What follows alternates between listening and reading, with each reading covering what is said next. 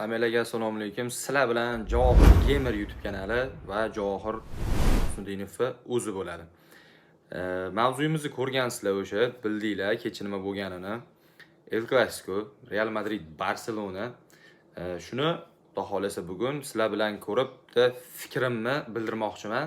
To'g'ri, bu fikrim hech kimga qiziq bo'lmasligi ham mumkin, qiziq bo'lishi ham mumkin bo'lgan insonlar uchun bu video. Hop, videoni ko'rishdan oldin like bosib, podpiska bosib qo'yinglar, obuna bo'lib qo'yinglar. Bu kontent faqat sizlar uchun. Xudo xolasa birga endi videoni ko'rishni boshlaymiz. Hop, o'yin juda ham katta muhokamaga ega bo'lgan o'yin bo'ldi. Demoqchimanki, Yamalli gap so'zlari, har xil fasotlari Barselona taraf muxlislariniki. Xullas o'yinga qaytamiz mayli. Birinchi holat, birinchi penaltini Vinicius koptayotgan paytda o'sha 2-daqiqada xursand bo'lib ketishdi. Endi bilmadim bu holatda, lekin men shaxsan penalti bor deb o'ylayman. Sababiki tepayotgan paytida oyog'ini qo'yyapti-da, tepayotgan paytiga oyog'ini qo'yyapti Yamal. Bular hozir boshqa narsalar deyapti-da. Koptu qo'yilmasidan oldin ketyapti deyapti. Va penalti o'zidan o'zi yo'q deb belgilandi. Bu hali 3 ta penalti belgilanadi, 3 marta. Hop, ikkinchisi golni atmen bo'lib ketishi juda ham yana bitta jahlamni chiqargan holat mana shu. Qanaqasiga ofsayd dedi bilmayman bu yerda.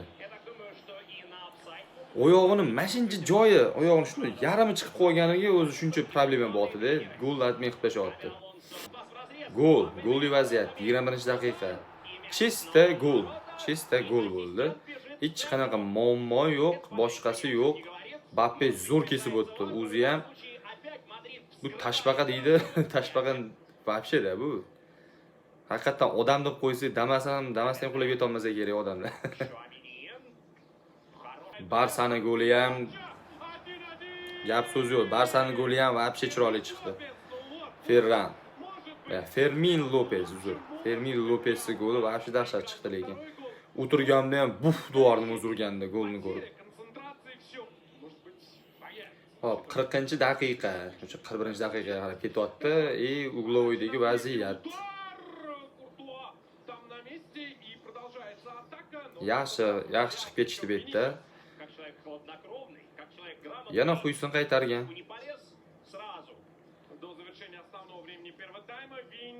Vinining goli uzatmasi, Militao'ning dabalini o'sha anaqasi uzatmasi vashi dahshat bo'ldi. Jud oddiygina nishonlab qo'ydi. Chunki gol bunaqa urgan goli masofasi shu katta hayratlanadigan narsaga arzimasdi. Oddiygina nishonlab qo'ya qoldi. 45-daqiqadagi vaziyat, yana bitta ofsayddan urilgan gol, bitta Judda o'zi tepganda edi, vobshe dahshat bo'lardi. Gol hisobga olinardi, 3-1 bo'lardi. Nimaga pas berdim deb o'zi ham o'ylab qo'yandir. Afslanish bo'ldi men ko'rganimda. O'zi ham aytgan, bekor uzatdim degan. Penalti berdi. Mana penalti berdi. Lekin Mbappeni o'zi hozir ko'rasizlar nima qilganini. Mbappe.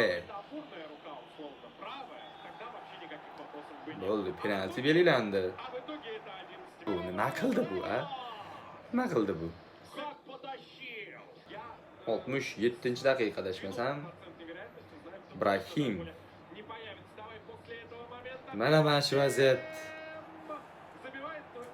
Avtobladinglarmi? Turmatda ofsayd bor, turmatda ana gol atmay bo'lib ketyapti. Rodrigo tushibdi o'sha bu yoqda, Rodrigo. Vinicius rosa janjal qildi chiqayotgan paytida, chunki u o'yinning oxirida qolib shikal qilish xohlagan edi, to'g'risini aytsa. Qizillik holat o'sha, yana janjallar boshlandi. Pedri o'yin tugadi. 100 daqiqa davom etdi o'yin, 100 daqiqa. O, Yamalga bunaqalar qilibdi-ku, qilig'lar qilib. Xullas, mana shu bilan videomiz o'z nihoyasiga yetdi. Shikalga boy bo'ldi oxiri o'zi. Men oxirini qo'yib bermoqchi edim. Buni menimcha YouTube'da qo'yilmaganmi, demak bizga ham mumkin emas. Shuning uchun biz ham qo'ymaymiz. Xullas, video yoqqan bo'lsa like bosib qo'yamiz. bundan keyingi o'yinlarni ham yana Real'mi, ili Barsanimi o'yinlarini ko'rib muhokama qilishimizni xohlasanglar, kommentariyada yozib qoldiringlar. Biz video qilib chiqaramiz xohlasa. Hammalarga rahmat. Sizlar bilan Johor Gamer bo'ldi. Streamlarda ko'rishguncha